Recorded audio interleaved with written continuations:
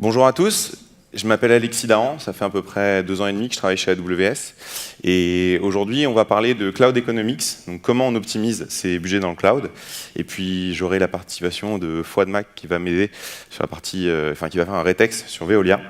Et en fait, si on regarde un petit peu de quoi on va parler, au-delà du coup, on va avoir un agenda qui est en 4 parties.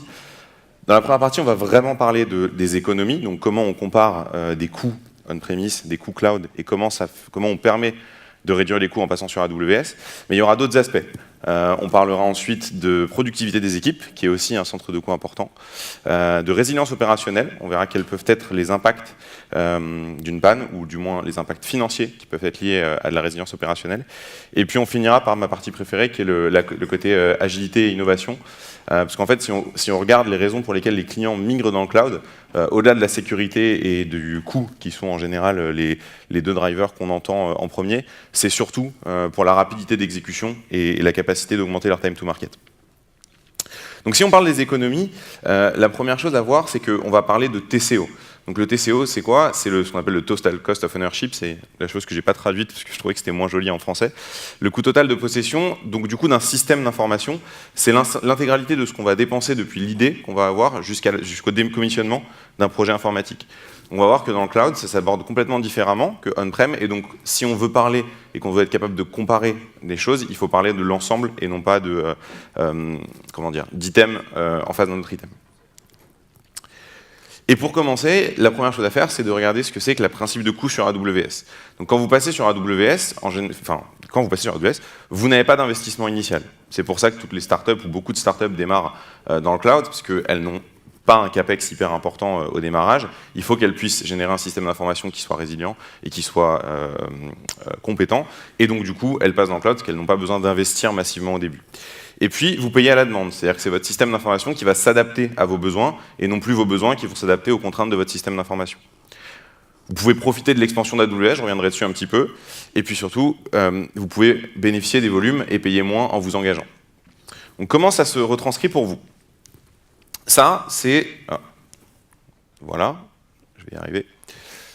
Donc ça, c'est la prédiction du besoin que vous allez avoir dans votre système d'information. Puis quand vous êtes une entreprise traditionnelle, vous allez investir de manière à couvrir les besoins que vous avez planifiés en faisant du CAPEX. Vous allez augmenter la taille de vos machines dans vos data centers pour être capable de répondre à la demande. Sauf qu'en réalité, ça ne fonctionne pas comme ça, et puis la demande réelle, elle est complètement différente. Et si on analyse un petit peu, ça c'est de l'argent perdu, donc c'est votre opportunité. Puis il y a plus grave, il y a toute cette partie orange, c'est quand vous n'êtes pas capable de servir vos utilisateurs. Et ça c'est vraiment embêtant. Nous, avec AWS, le gros avantage, c'est que vous allez être capable d'adapter, encore une fois, les besoins de votre système d'information avec les besoins. Enfin, vous allez être capable d'adapter votre système d'information à vos besoins. Et c'est là que vous allez avoir toute l'opportunité financière qui va se positionner, en tout cas la majorité. Si on regarde une fois qu'on est dans le cloud, comment ça marche, donc ça, c'est la courbe de votre système d'information, du moins la courbe de besoins en compute ou peu importe de votre système d'information. Et puis, vous allez être capable de le couvrir avec des instances, des machines virtuelles. On voit que ça va être capable de ce qu'on appelle de scaler, donc de grossir en fonction de la demande et du besoin. Mais ce qui est encore plus intéressant, c'est que, étant donné que vous avez la main sur l'adaptabilité de votre système d'information, vous pouvez aussi passer sur ce modèle-là, c'est-à-dire des instances plus petites qui vont couvrir au plus juste le besoin. Et si on regarde ce que ça représente en termes de coûts, on est sur de l'ordre de 10%, 10-15% d'économie, simplement en ayant diminué la taille des machines qui vont permettre de suivre votre système d'information. En gros, on va être capable d'aller de plus en plus fin sur la consommation dont vous avez besoin, et donc d'adapter votre consommation en fonction de la demande. On l'a dit au début aussi, vous allez être capable de bénéficier d'économies d'échelle et ce qu'on appelle le cercle vertueux d'AWS. En gros, on peut rentrer dans ce cercle où on veut. Pour la simplicité, j'en ai mis un en orange pour finir, enfin en rouge pour finir. Donc on va commencer sur plus de clients. Plus AWS a de clients, d'accord, plus il va y avoir d'utilisation de la plateforme. Plus il va y avoir d'utilisation de la plateforme, plus on va avoir besoin d'équiper nos data centers en ce qu'on appelle des kits, en machines, donc en infrastructure. Et plus on va acheter d'infrastructures, plus on va être capable de faire des économies d'échelle avec nos fournisseurs, ou même en produisant nous-mêmes nos technologies.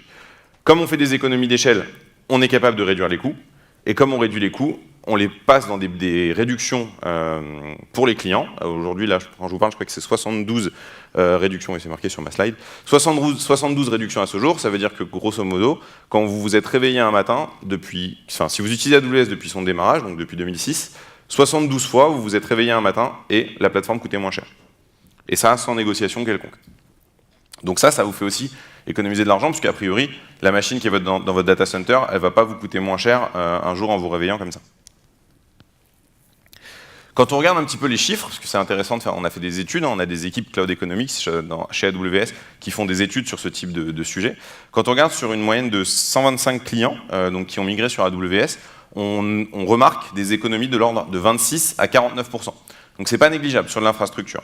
Donc c'est pas du tout négligeable, puisque quand on sait que les grosses entreprises peuvent avoir des budgets en millions d'euros d'investissement sur de l'infrastructure, 26 à 49%, ça permet de dégager ces fonds pour faire par exemple de l'innovation ou des choses qui vont servir directement le client, enfin des produits et des projets qui vont servir directement le client. Donc, ce qu'il faut retenir, c'est que dans cette partie-là, la grosse capacité que vous avez à faire des économies, elle va se situer dans votre agilité à adapter le système d'information à vos besoins, ce qui est natif dans le cloud, du fait qu'on peut payer à la demande, au fait que vous allez être capable d'être très très fin sur la gestion de votre infrastructure. Donc en fait, vous n'allez avoir que la puissance dont vous avez besoin, pas trop et surtout jamais pas assez. Et puis, comme vous utilisez un provider qui a une échelle internationale, vous allez pouvoir bénéficier de nos économies d'échelle. Et puis c'est pas tout. Parce qu'en fait, les chiffres que je vous ai donnés, c'est des chiffres sur une étude qu'on a faite après 6 mois sur AWS. Mais ce qu'on remarque, pour les clients qui sont des clients depuis longtemps sur la plateforme, c'est qu'en fait, au fur et à mesure du temps, vous allez baisser les coûts. Vous allez baisser les coûts pourquoi? Alors, de manière inhérente au modèle, parce que nous, on va baisser les coûts, de manière naturelle, mais surtout parce que vous allez être capable d'optimiser votre infrastructure. Vous allez utiliser des services managés, par exemple, qui vont vous permettre de baisser les coûts. Ou alors, vous allez réduire la taille des instances. Ou alors, vous allez réserver des instances. En vous engageant, ça va vous permettre de diminuer le prix. Donc c'est que le premier jour d'une belle aventure. Et pour en témoigner, j'aimerais bien que Fouad Mag me rejoigne sur scène et partage l'expérience de Veolia. Bonjour, je me présente, Fouad Mag, directeur du projet Move to Cloud pour Veolia. Merci Alexis. Tout d'abord, qui est Veolia? Veolia est une entreprise française qui est née il y a 165 ans et qui aujourd'hui comptabilise un chiffre d'affaires supérieur à 25 milliards d'euros pour un effectif supérieur à 170 000 collaborateurs aujourd'hui. Veolia est présent sur 3 grands métiers, l'eau, les déchets et l'énergie. Nous accompagnons l'ensemble de la filière IT au sein du groupe Veolia pour leur permettre de devenir entièrement data centerless d'ici la fin de l'année prochaine.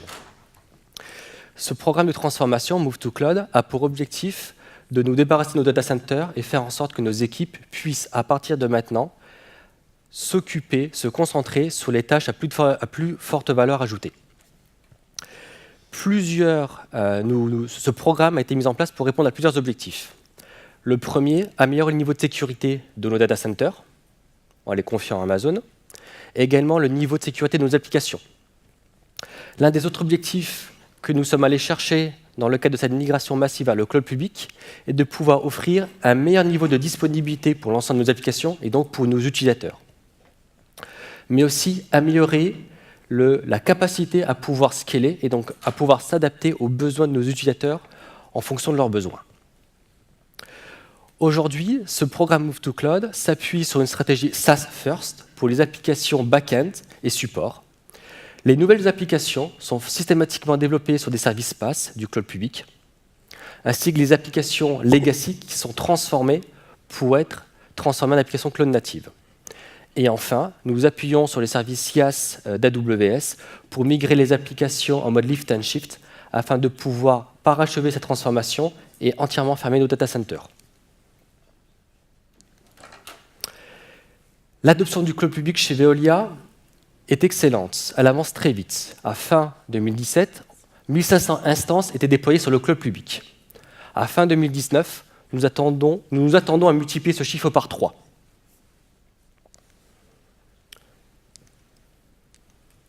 Aujourd'hui, ce programme Move to Cloud accompagne les différentes filières IT au sein du groupe Veolia et supporte à ce jour 34 business units pour 75 projets locaux. dans différents pays ou zones du groupe Veolia.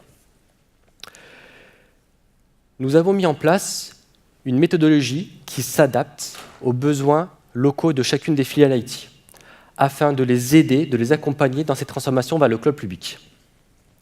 Cette méthodologie s'articule autour de 6 grandes phases: Discover, Design, Build, Transform, Operate and Optimize. Nous nous pourvoyons face à ces équipes IT en aidant, et pas uniquement en sachant ou en donneur d'ordre. L'objectif est d'aider localement les équipes IT à grandir, à monter en compétences, à faire en sorte qu'on puisse leur amener les meilleures préconisations en termes d'organisation locale, les aider à construire localement leur stratégie de migration vers le cloud public, mais également les aider dans le design de leur application, de leur landing zone, et leur montrer comment faire pour leur apprendre à faire. Donc l'objectif est de transférer cette connaissance au sein des équipes IT et de se positionner en tant qu'accélérateur au sein des différentes filiales IT du groupe Veolia. Aujourd'hui, nous allons nous concentrer sur la phase de design à proprement dite. Une étude de TSO a été publiée il y a environ 1 an et demi. Cette étude est accablante. Elle met en avant ce que nous savons tous, je pense, dans cette salle, à savoir que la majorité de nos serveurs sur nos data centers on-premises sont surdimensionnés. Selon cette étude, 84% des serveurs, soit 8 serveurs sur 10, sont surdimensionnés. Cela représente une énorme opportunité lorsque des applications sont migrées sur le cloud public en mode lift and shift. Ce qui est systématiquement fait chez AWS, et c'est ce que je vais détailler par la suite, c'est de quelle façon ces applications, ces serveurs vont être redimensionnés pour s'adapter aux besoins réels et non pas au dimensionnement historique de ces serveurs. Il y a plusieurs bonnes ou plutôt mauvaises raisons à ce surdimensionnement. Tout d'abord, le catalogue d'entreprise. On est généralement dans une grande entreprise face à un catalogue de quelques machines, quelques tailles ou typologies de machines. Donc un catalogue assez faible, assez réduit. Également, historiquement, les préconisations des éditeurs, qui sont très souvent farfelues, pour ne pas dire autre chose. Et vous avez également le besoin, par le passé, enfin plutôt l'absence de besoin d'optimiser financièrement ces environnements. Sur un environnement on-premise classique, les différents modèles de chargeback qui sont plus ou moins impartiaux n'incitaient pas les équipes à travailler, à optimiser l'usage de leurs ressources et le redimensionnement de leurs ressources. Ce qui est tout à fait l'opposé lorsqu'on bascule vers le cloud public, puisque à la fin du mois, à la fin de la journée, vous avez un tracking immédiat des savings que vous avez réalisés suite à l'action que vous avez opérée, et donc une récompense immédiate, qui permet de rentrer dans un cercle vertueux. La préparation en amont de chaque migration à grande échelle vers le cloud public est importante. Elle permet d'accélérer la migration. Donc c'est tout sauf une perte de temps. Durant cette phase, nous allons travailler avec des équipes IT pour leur permettre de dimensionner et de designer leur landing zone, de construire leur stratégie de migration, de s'organiser, de se former, mais également de collecter de la data. Ces données que nous allons collecter, grâce en l'occurrence à l'agent Application Discovery Agent d'Amazon, qui est un agent gratuit que vous avez déployé sur vos serveurs, physiques ou virtuels, va permettre de collecter énormément de données. Ces données vont être très utiles pour accélérer la migration, mais également pour réaliser des économies financières. Accélérer la migration, par exemple, vous allez collecter avec ces agents de découverte la totalité des flux entrants et sortants de vos machines vers votre réseau privé et vers l'extérieur. Donc vous allez pouvoir, grâce à ces données de flux, identifier quels sont vos besoins d'ouverture de flux et, dès la migration vers le cloud public, construire une micro-segmentation à l'aide de Security Group sur vos instances, de telle sorte que votre nouvel environnement sera, dès le démarrage, mieux sécurisé que par le passé. Nous allons également collecter d'autres données via ces agents de découverte, à savoir l'utilisation de la CPU, de la mémoire, du disque. Ces différentes données vont nous permettre de pouvoir redimensionner dès le lift and shift, donc dès l'atterrissage dans la zone publique, ces différents serveurs, avec des économies énormes à la clé. En fonction de la région Amazon sur laquelle vous travaillez, vous avez 2 grands axes d'optimisation de vos instances. La famille d'instances et la taille d'instances. En s'appuyant non pas sur le provisioning, le dimensionnement dont nous avons hérité, mais sur l'usage réel qui a été mesuré, donc sur l'usage maximal du processeur, sur la consommation maximale de mémoire et des disques, nous allons, dès le lift and shift de ces serveurs, redimensionner ces serveurs. Vous avez ici une énorme opportunité. Vous basculez d'un catalogue de 4, 5, 10 instances dans votre entreprise, sur votre catalogue on-premises, à un catalogue qui vous offre aujourd'hui plus de 170 possibilités sur le catalogue AWS. Donc vous avez, grâce à ce catalogue très riche, la possibilité de pouvoir identifier la famille d'instances, la taille d'instances et les autres paramètres qui vont être optimales pour s'adapter exactement à votre besoin, et uniquement à votre besoin, et non pas des préconisations farfelues.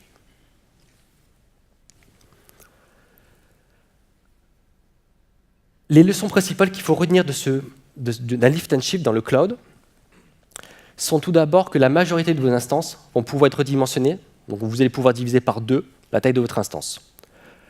Comme vous l'indiquez suite à ma référence à l'étude de TSO Logic, fin 2017, 8 serveurs sur 10 sont surdimensionnés. Donc il y a un énorme gaspillage et il faut profiter de cette transformation, de cette migration vers le cloud public pour corriger ces travers.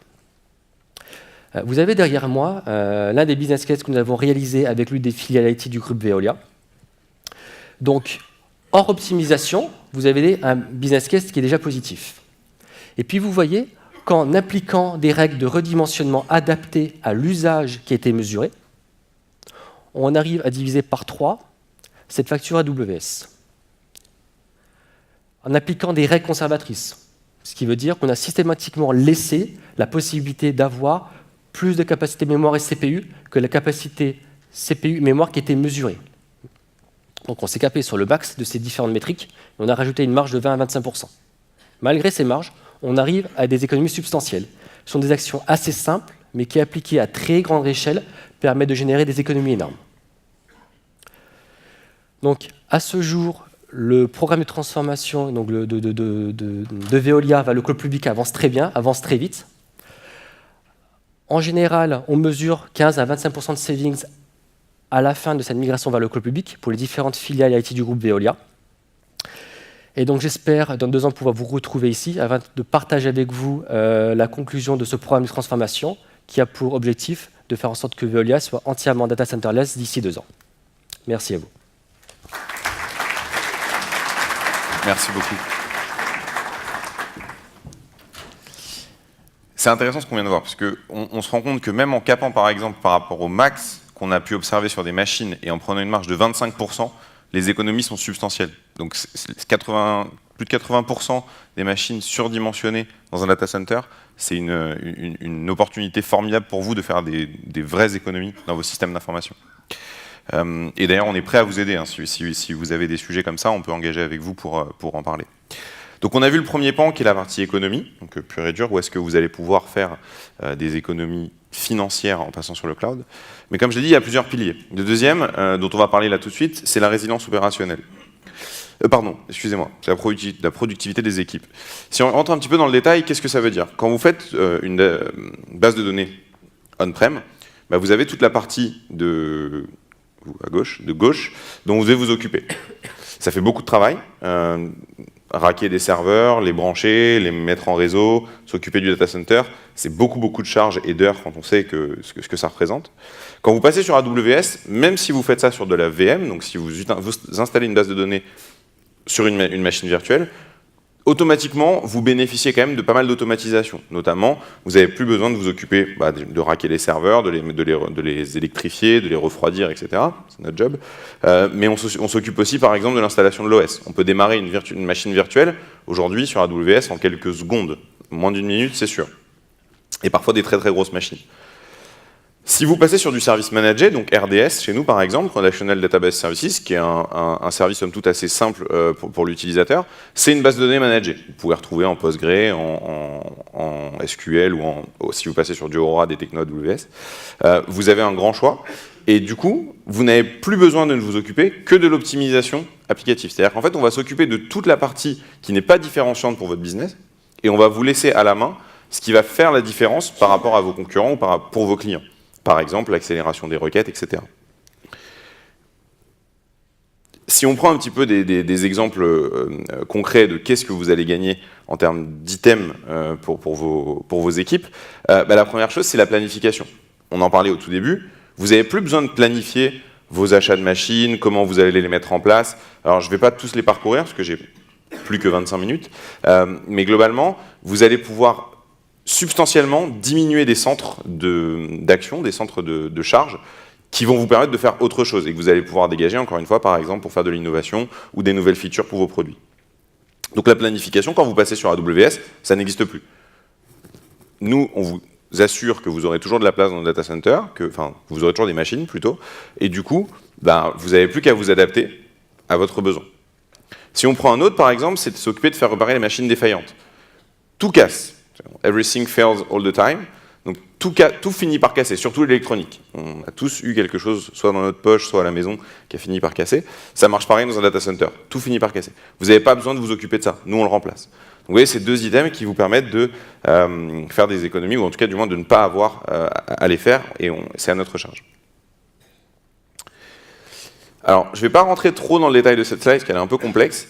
L'idée, c'était de vous montrer que dans le cycle de vie d'un projet, il y a des étapes qui sont assez identifiées. Donc ça a été fait par Metagroup. C'est comme le Gartner, en fait. Ils font des études globales sur les systèmes d'information. Enfin, pas que d'ailleurs.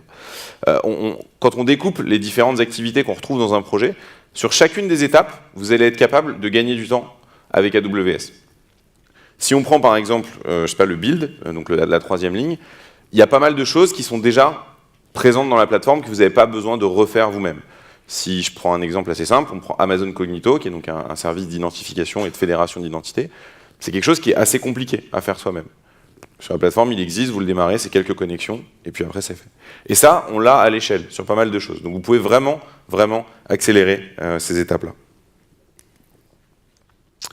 Ce qui est intéressant aussi, c'est que quand on parle de productivité des équipes, il faut mesurer. Aujourd'hui, la plupart des clients à qui j'ai eu affaire, j'ai traité avec pas mal d'entreprises depuis que je suis chez AWS, il y en a assez peu qui mesurent la productivité des équipes par des actions très concrètes. Si vous demandez à quelqu'un, alors celle-là, c'est pas le meilleur exemple, mais le pourcentage d'adoption des nouvelles features par les utilisateurs, qu'ils soient internes ou externes, il y a peu de gens qui savent, enfin, il y a peu d'entreprises qui ont pris l'action de mesurer ça. Alors qu'en fait, c'est pas très compliqué quand vous êtes dans le cloud, puisque tout est mesurable, et donc vous pouvez avoir ces informations-là. Si on regarde une autre ligne, la value per release, c'est aussi très important. Si vous êtes capable de mettre en face de ce qu'une feature vous rapporte financièrement, c'est assez simple, enfin c'est assez simple, c'est pas forcément simple, mais ça peut se mesurer, et que vous l'opposez au coût de développement que ça a représenté, vous êtes capable de vraiment piloter votre business par le système d'information et par les économies d'échelle. Ça aussi, c'est assez simple, le nombre total d'incidents défauts. Quand on regarde ce qui se passe dans le cloud, alors c'est pas la bonne slide, on verra juste après qu'on a diminué, enfin quand vous passez dans le cloud, vous diminuez drastiquement le nombre d'incidents que vous allez avoir dans votre système d'information. Quelques chiffres, ce qu'on remarque typiquement, donc quand on est on-premise versus quand on migre dans le cloud, c'est qu'après quelques mois, on va avoir des chiffres qui sont très significatifs. Par exemple, 2 fois plus de VM gérés par administrateur. Donc ça veut dire que la personne qui gérait X machines en gère donc désormais 2X.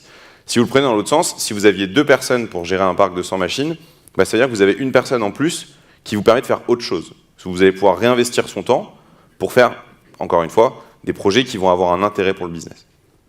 Si on regarde le nombre de terabytes qui sont managés par un admin, c'est x1,8. Et ça, c'est quand on vient de bouger. Si on regarde après quelques mois, donc avec environ 2-3 ans de retour, les chiffres sont encore plus impressionnants. On va parler de 3,3 fois le nombre de VM managés par admin, donc la productivité est augmentée par 3,3, et 3,2, donc ça s'équilibre à peu près aussi pour tout ce qui va être lié au stockage. Donc voilà pour la productivité des équipes. Ça a été mené sur un panel de clients par AWS d'environ 500 clients, enfin pas environ, de 500 clients avec lesquels on a fait ces études-là. Donc on a parlé des économies, dans un premier temps. Où est-ce qu'elle est votre opportunité par rapport notamment à la sous-utilisation de vos ressources et au fait de pouvoir correctement l'adapter en passant sur le cloud. On a parlé de la productivité des équipes. Donc pourquoi on en parle d'un point de vue financier? Parce que quand vous économisez des jours hommes, ou en tout cas si vous pouvez réinvestir de la ressource dans quelque chose de plus efficace pour le business que de maintenir des serveurs en place, ça vous fait de l'économie substantielle. C'est pour ça aussi que tout à l'heure je parlais de TCO. Et on va maintenant parler de résilience opérationnelle.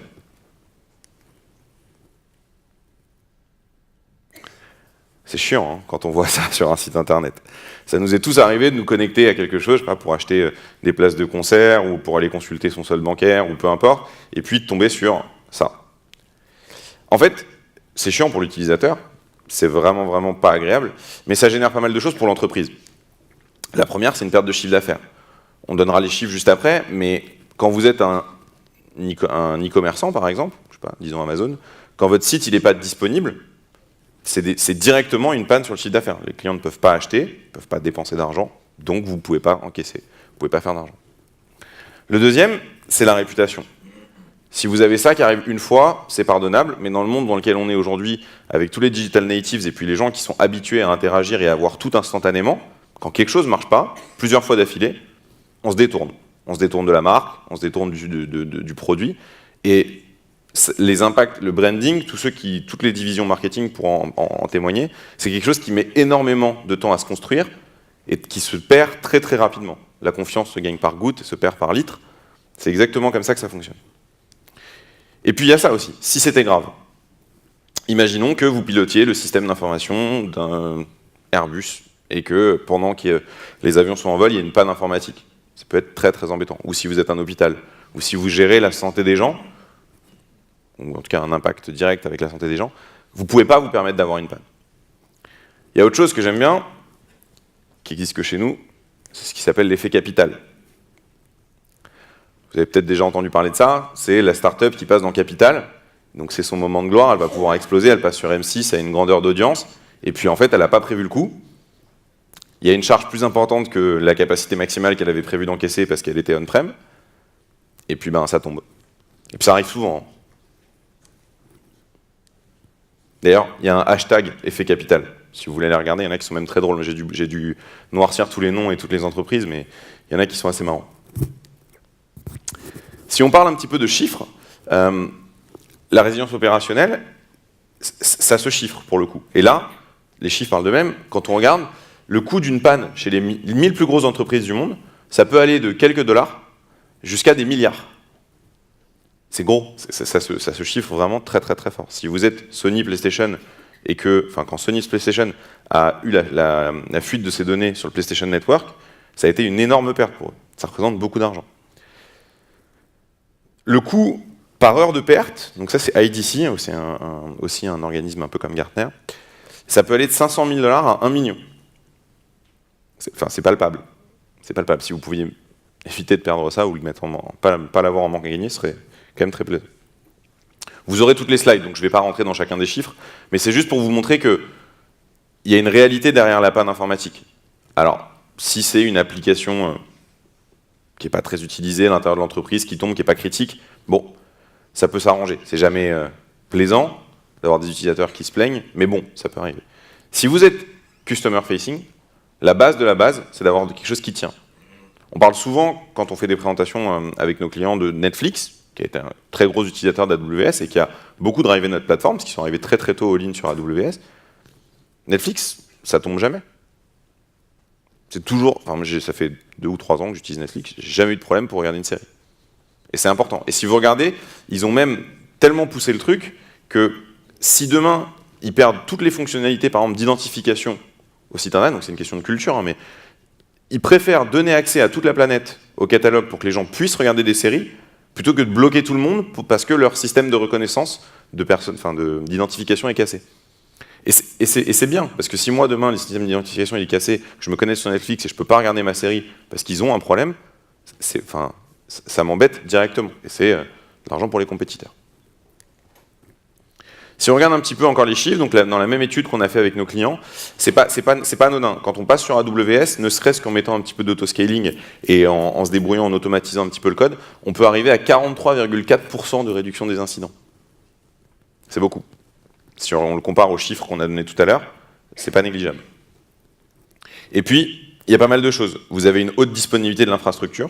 C'est notre métier, on fait que ça. Et puis par design, avec la répartition par région et par zone de disponibilité, vous avez des applicatifs qui peuvent être très très résilients. Comme je disais, vous pouvez tout automatiser. Donc si quelque chose tombe, il va redémarrer automatiquement, ce qui est assez intéressant. J'en parlais avec je ne sais pas s'il est là, mais le CTO de Carbot, François-Emmanuel Piacentini, quand je travaillais avec lui il y a 1 an et demi, Il me disait, quand j'ai des pannes, je reçois des textos ou des mails, mais en fait, quand il est sur AWS, il les lit que le lendemain matin, parce qu'il sait que ça va redémarrer tout seul. Donc il regarde pourquoi, pour regarder la cause, mais il n'est plus inquiété d'avoir à se lever la nuit pour redémarrer tout son système d'information.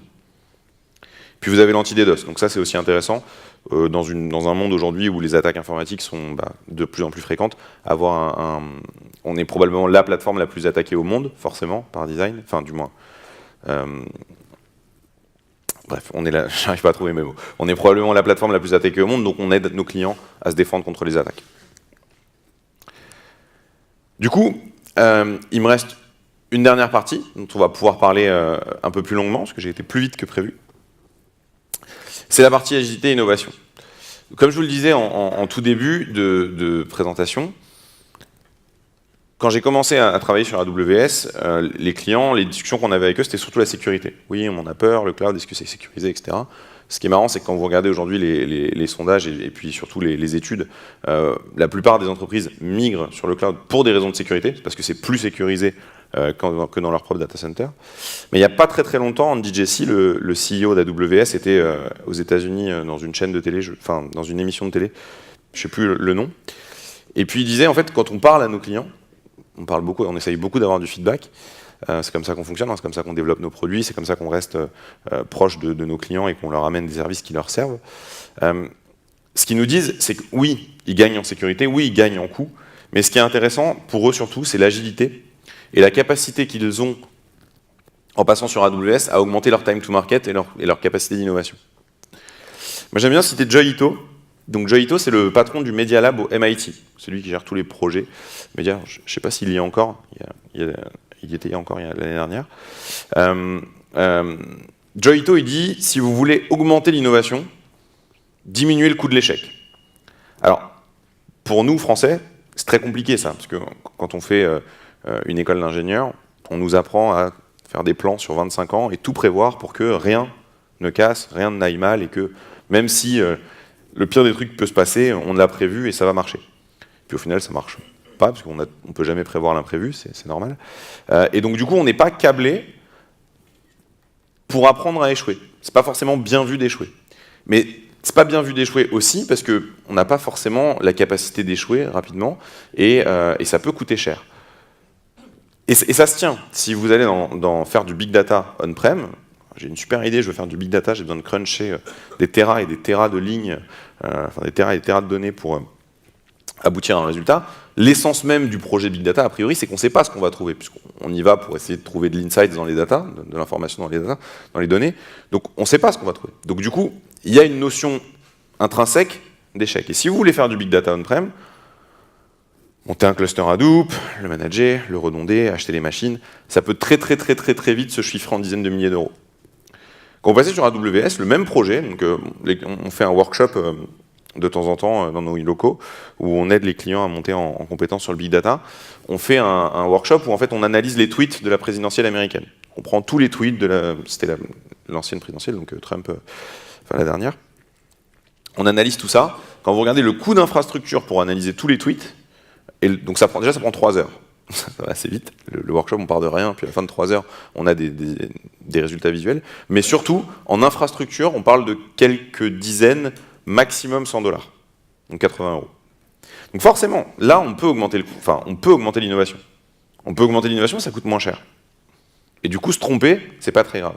Et vous verrez aussi quelque chose, c'est que quand vous donnez la possibilité à votre entreprise et à chacune des personnes qui se trouvent dans l'entreprise de faire des tests, vous allez découvrir plein de gens qui ont plein de bonnes idées pour votre entreprise auxquelles vous n'auriez pas forcément pensé. Et c'est pareil, quand on a une direction de l'innovation, c'est l'innovation qui va driver un peu les nouveaux projets qui vont arriver, etc.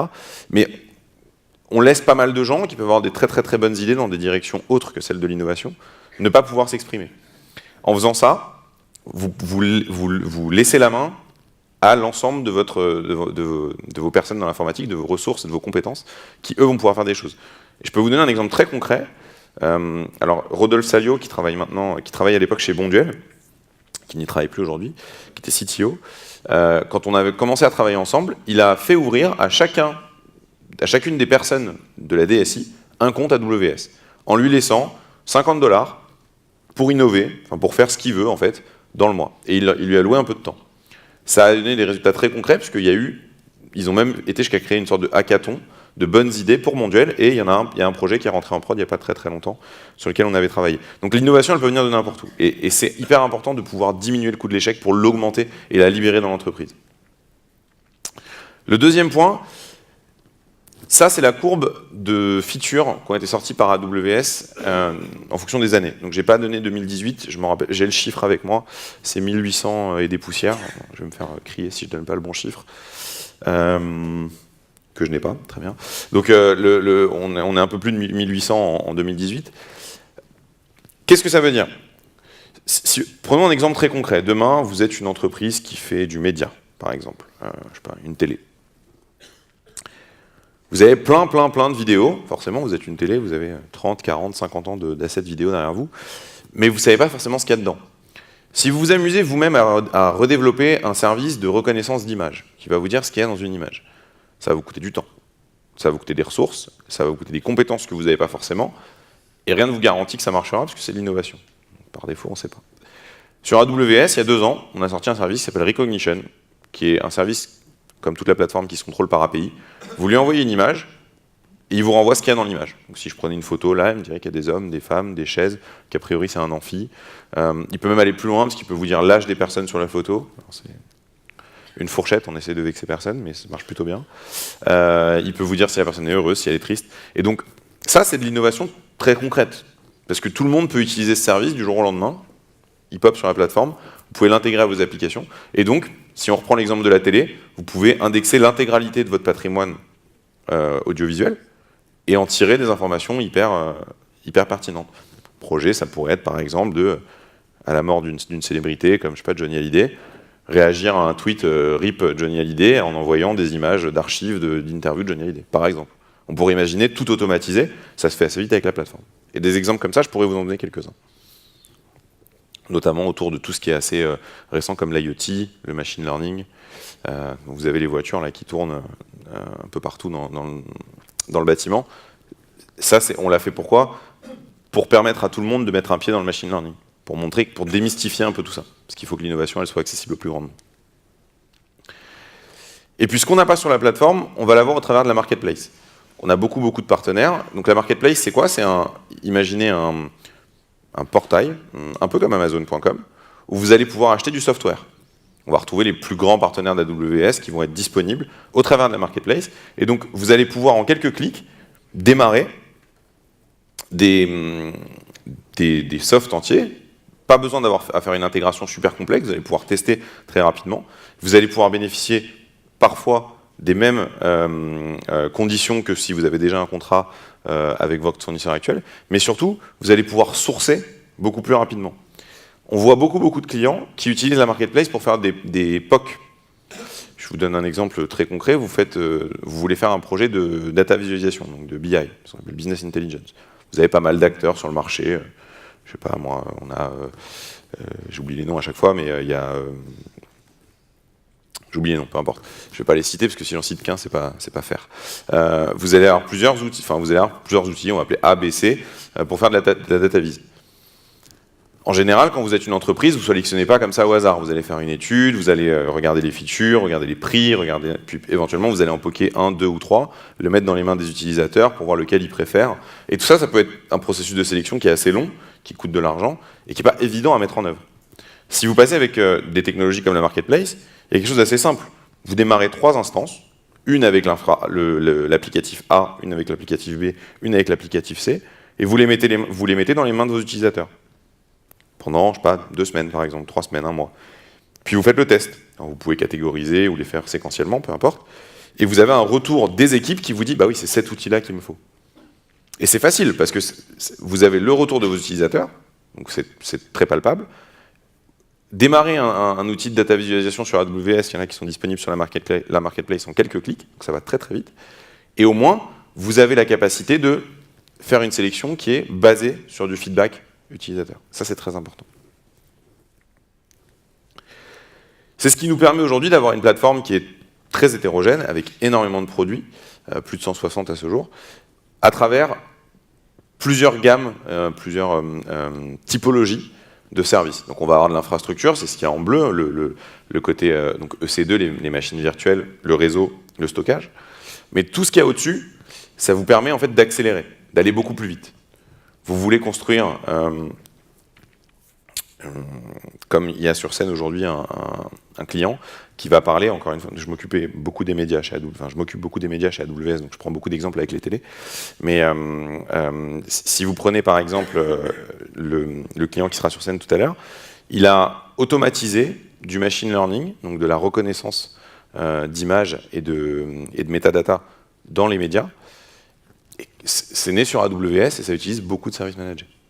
Beaucoup d'entreprises peuvent démarrer des applications cloud native avec du serverless, donc c'est-à-dire même sans avoir à générer de serveur, il n'y a même plus d'infrastructure sous-jacente. Avec Lambda, vous poussez du code et vous avez votre fonction qui existe. Alors il y a 2-3 ans, faire du Lambda, donc du serverless, c'était majoritairement utilisé pour faire du lien entre les applicatifs. Vous vouliez envoyer un message d'un applicatif à un autre, réagir à des événements. Aujourd'hui, on voit des systèmes d'information entièrement construits en serverless. Et je disais l'accélération.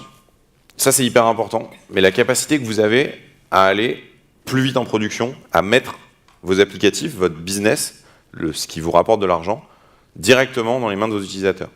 Adrian Cockcroft, qui était sur scène ce matin, il fait une présentation qui s'appelle Digital Innovation, qu'il a donnée à plusieurs reprises dans plein de summits, où il fait état d'une étude qui dit que la différence entre une entreprise qui avance lentement et une entreprise qui avance vite, c'est de l'ordre de 400 fois le facteur. Quand vous allez 400 fois plus vite, forcément, vous avez 400 fois plus de chances d'itérer et de vous tromper, de recommencer, et donc de toucher juste.